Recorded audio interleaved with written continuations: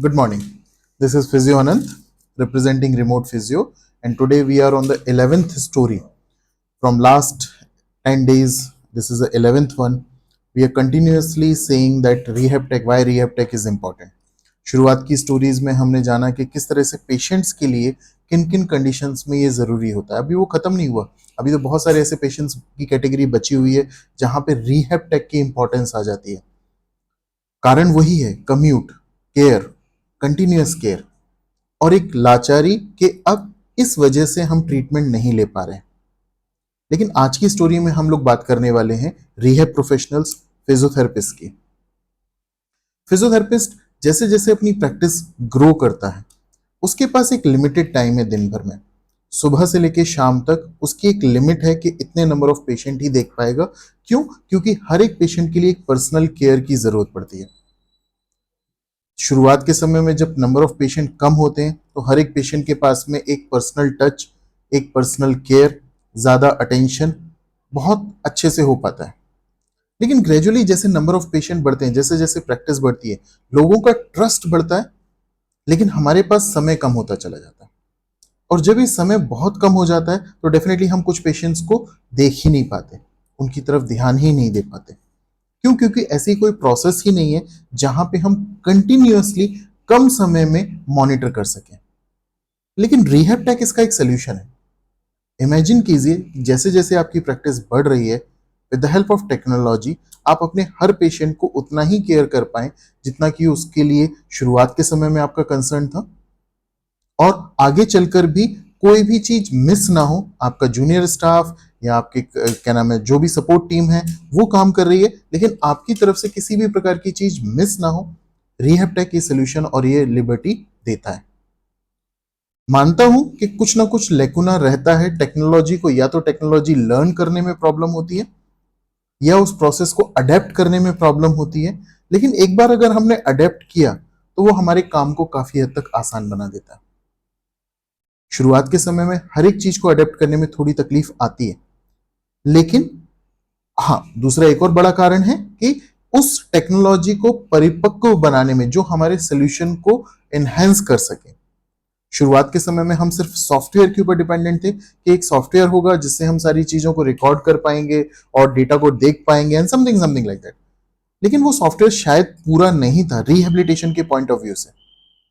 जहां पे कंसल्टेशन और सजेशन देना जो है, वहां पे वीडियो कॉल सॉफ्टवेयर शायद अकेला फुलफिल कर दे. लेकिन जहां कहीं भी मैनुअल इंटरवेंशन की जरूरत है, फिजियोथेरेपेटिक इंटरवेंशन की जरूरत है, और जैसा इलाज हम अपने क्लिनिक पे दे पा रहे हैं वैसा ही इलाज अगर हम घर पे या दूर के पेशेंट को देना चाहते हैं तो उन टूल्स की जरूरत है जो हम क्लिनिक में यूज करते हैं. अगर वो टूल्स टेक्नोलॉजी हमें अवेलेबल कराए जो कि IoT बेस्ड हो, जिनको आप दूर से कंट्रोल कर सकते हैं, तो आई एम वेरी श्योर कि आप अपनी रीच को बढ़ा सकते हैं. जहां दिन भर में 8 से 10 घंटे 11 घंटे जब हम काम करते हैं, 8 घंटे 10 घंटे काम करते हैं, तो जो नंबर ऑफ पेशेंट्स हैं, इनकी नंबर, इस ज्यादा नंबर में केयर करने के लिए अगर इस प्रॉपर प्रोसेस का इस्तेमाल करते हैं, जहां पे जो टूल्स हम क्लिनिक में इस्तेमाल कर रहे थे, सामने इस्तेमाल कर रहे थे, वही दूर से बैठकर इस्तेमाल कर पाए, कम्यूट का झंझट ना हो, एक प्रॉपर कनेक्ट बन पाए जिससे कि पेशेंट सेटिस्फाइड हो और पेशेंट को भी समझ में आए कि नहीं, मेरा इलाज हमारे सीनियर फिजियो ही कर रहे.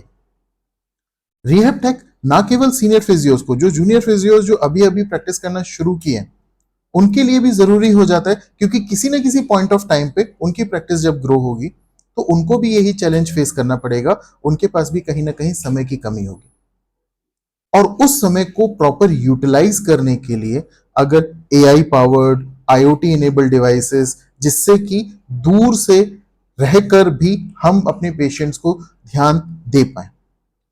जस्ट इमेजिन कीजिए कि अगर कोई फिजियो किसी एक बड़ी सिटी में है और उसका पेशेंट उसके पास से इलाज लेकर घर चला जाता है, दोबारा उसको कंसल्ट करने के लिए वीडियो कॉल पे ठीक है सजेशंस भी ले लेंगे, लेकिन अगर इलाज की जरूरत पड़ती है, और जो मामूली से कुछ इलाजों की जरूरत पड़ती है, कहीं पेन मॉड्यूलेशन है, कहीं मसल स्ट्रेंथनिंग है, कहीं पे छोटा मोटा इन्फ्लेमेशन है जिसमें टिश्यू हीलिंग की जरूरत है, जो मोडालिटीज उसने देखी कि आपने क्लिनिक में दी थी, वो मोडालिटीज अब दूर रहकर नहीं हो पा रही है तो उसके दिमाग में हमेशा ख्याल आता है कि मैं वापस क्लिनिक पे जाऊं, लेकिन मैं जा नहीं पा रहा हूं, मेरे पास समय नहीं है।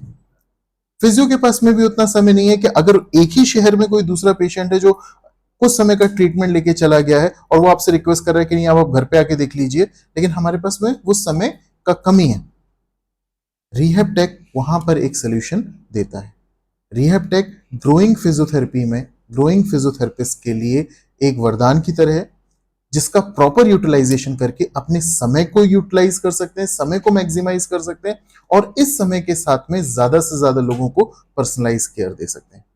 रिहैब टेक की रिक्वायरमेंट है, हम आने वाले 10 एपिसोड्स में 10 स्टोरीज में और जानेंगे अलग अलग प्रकार की कंडीशंस, कुछ प्रोसेसेस जहां पे कंफ्यूजन्स हैं।